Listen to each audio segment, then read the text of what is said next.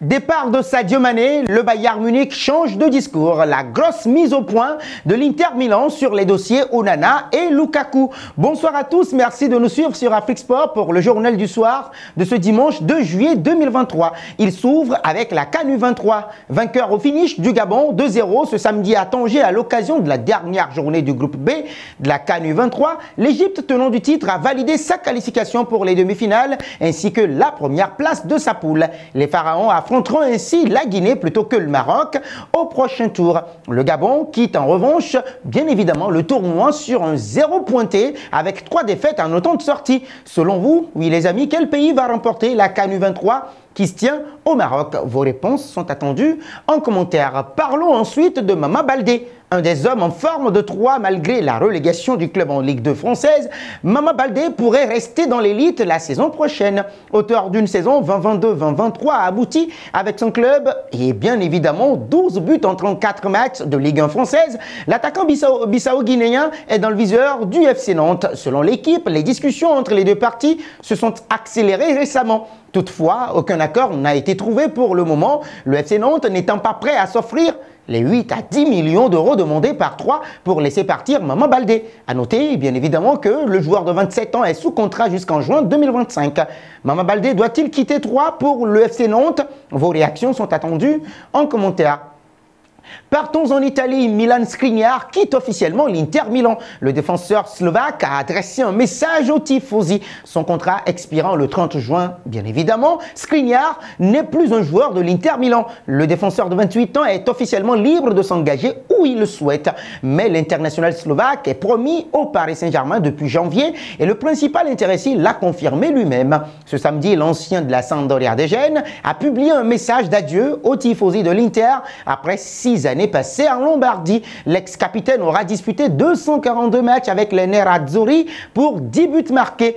Bien évidemment, les amis, pensez-vous que Milan Skriniar devrait débarquer justement au Paris Saint-Germain? Réagissez en commentaire. Restons toujours avec l'Inter Milan. Eh bien oui, dans des propos rapportés par le Daily Mail, BP, voilà, Marotta, voilà, j'y arrive finalement, a bien évidemment dit qu'il n'y a pas d'accord avec Manchester United pour André Onana. Bien évidemment que cela se concrétise, une proposition au cours des prochains jours. Une fois que cela se produira, l'Inter et le joueur feront une évaluation minutieuse.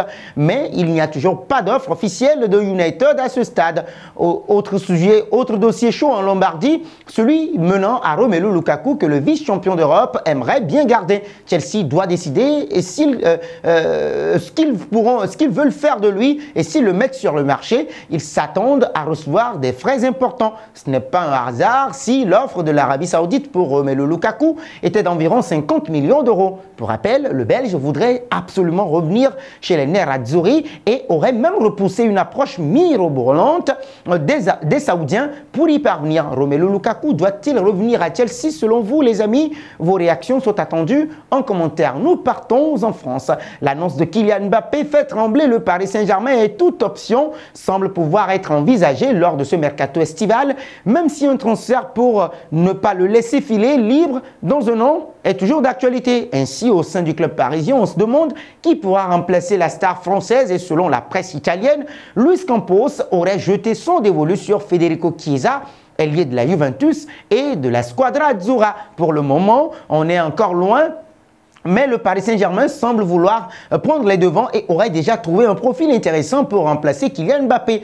Il Corriere dello Sport parle en effet d'un intérêt prononcé pour Federico Chiesa qui plairait tout particulièrement à Luis Campos. Ce dernier est au courant de la situation de crise qui frappe la Juventus de Turin et souhaiterait donc en profiter. Le montant de 60 millions d'euros aurait été fixé et actuellement, les seules offres se seraient arrêtées à près de 50 millions d'euros, bonus inclus. Terminons avec Sadio Mané. Le Bayern Munich aurait changé de discours concernant la situation de l'international sénégalais. Récemment, le joueur a confirmé, oui on le sait tous, qu'il sera en Allemagne pour la saison 2023-2024. Selon Foot Insider, Mané fait partie des joueurs ciblés par Mauricio Pochettino pour renforcer Chelsea cet été. Les Blues comptent miser sur l'incertitude autour de son avenir pour le faire signer. D'après le média anglais, le Bayern Munich serait totalement ouvert à une vente de Mané. Ceci pour récupérer l'investissement fait sur le joueur lors de son arrivée en provenance de Liverpool. Point final à ce journal du soir du dimanche 2 juillet 2023. Nous le refermons avec la question du jour. D'après vous, Sadio Mané est-il bien parti pour une nouvelle saison